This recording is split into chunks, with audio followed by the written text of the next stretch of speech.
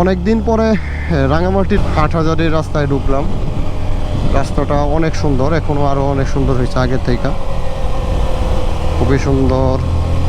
কিন্তু প্রবলেম হচ্ছে আজকে হচ্ছে পার্টনার ফ্যাক্ট, আমার রেগুলার রাইডিং পার্টনারের মধ্যে কেউই নাই আমার সাথে। মোহাম্মদ রাসেল ভাই আছে, বাট রাসেল ভাইরে পিছনে দিছি, আমার মাঝখানে রাখছি কিশোরগঞ্জে তুহিন ভাই আর হচ্ছে আমাদের শিপলু ভাই। উনারা অরিজিনালি আমরা পাহাড়ে যেইভাবে রাইড করি এইভাবে রাইড করে অভ্যস্ত না, যা বুঝতেছি। যেই কারণে বাইক কিন্তু এই যে চালাইতে হইতেছে মাত্র 30-35 স্পিডে, 40-45, যেটা নাকি আমাদের এই রোডে মানে নর্মাল গতি। এই রোডে তো নর্মাল সব গাড়ি 55-60 চলে, তো এইটা একটা প্রবলেম।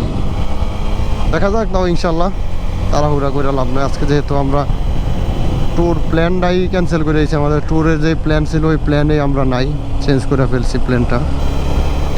তার জন্য এই বিষয় নিয়ে আর প্যারা নিয়ে লাভ নাই, যেতে থাকি ইনশাল্লাহ। ধীরে ধীরে হইলো, একটু লেট হইলো, এলাকায় যেতে পারলেই হলো, এই হচ্ছে বিষয়। অনেক সুন্দর, অনেক।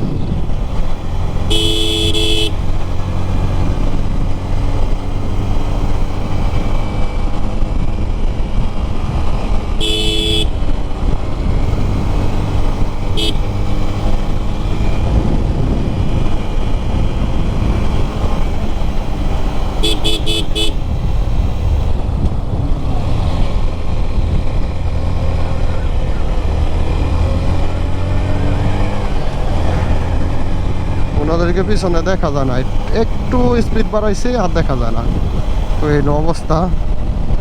দেখি যেতে থাকি। তবে এই পাহাড়ি গ্রুপ ট্যুরে সাথে অন্য কেউ থাকলে যদি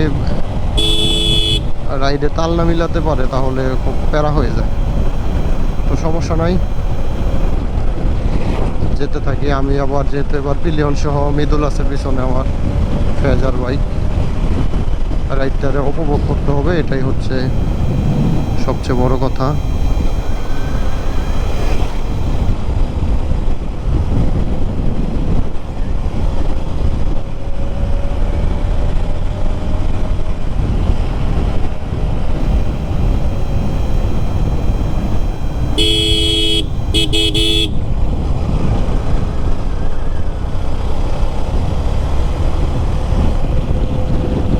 অনেক সুন্দর রাস্তা এবং সাইড ভিউটাও অসাধারণ।